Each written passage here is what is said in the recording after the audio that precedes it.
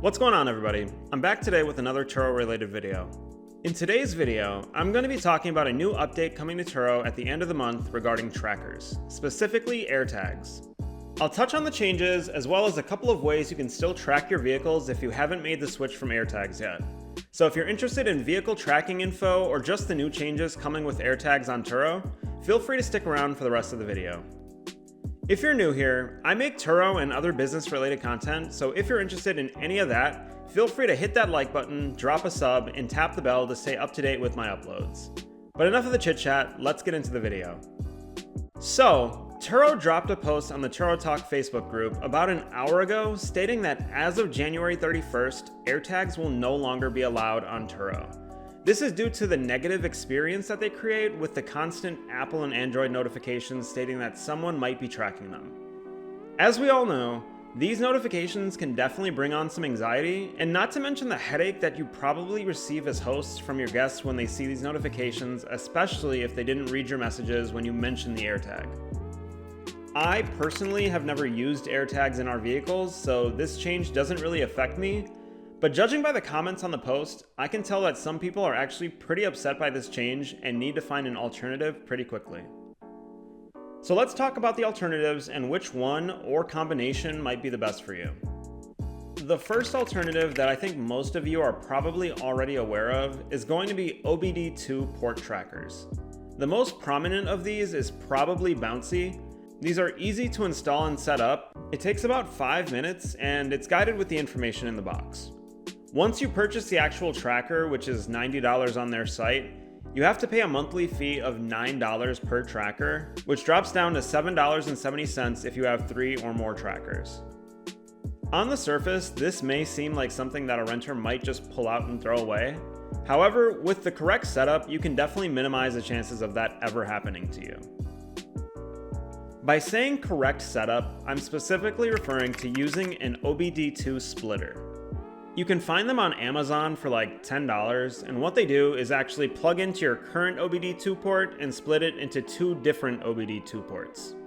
Think of it like how back in the day they had those headphone splitters where you could plug it into your phone, and then that allowed you to plug 2 pairs of headphones into your phone, and you could listen to music with a friend. With this splitter, you basically plug it in, and then with one of those splits, you plug your Bouncy into it and then tuck it back into your dash so your renters can't find it, and then leave the other port exposed so that renters think there's nothing plugged in. And I know exactly what some of you are going to say to that. Well, what if my renter knows what a splitter is and checks and then finds the Bouncy? And to that, I have 2 things to say.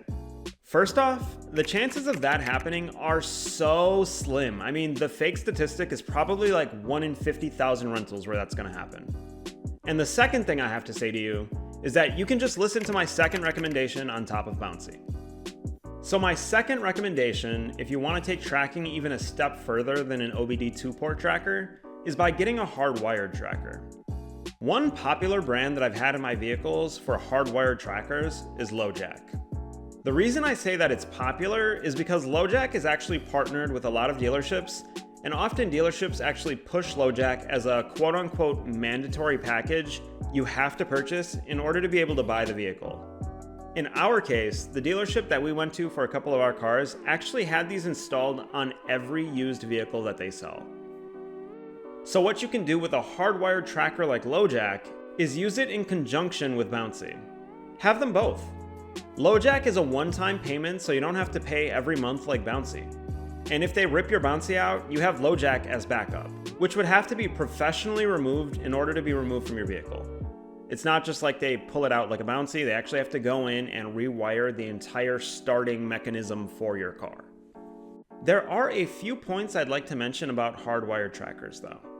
First, they are more expensive both to purchase and to install when compared to OBD2 trackers. It will take a full appointment to have these installed, and you really need to have it done by a professional. That brings me to my second point. Messing with the wiring in your vehicle, specifically the wiring that has to be tapped into for a hardwired tracker, can often cause issues in your vehicle's electrical and computing systems, especially in modern push-to-start vehicles. You may end up having hard-to-fix check engine lights, and may end up spending a pretty penny to get your vehicle back in working order.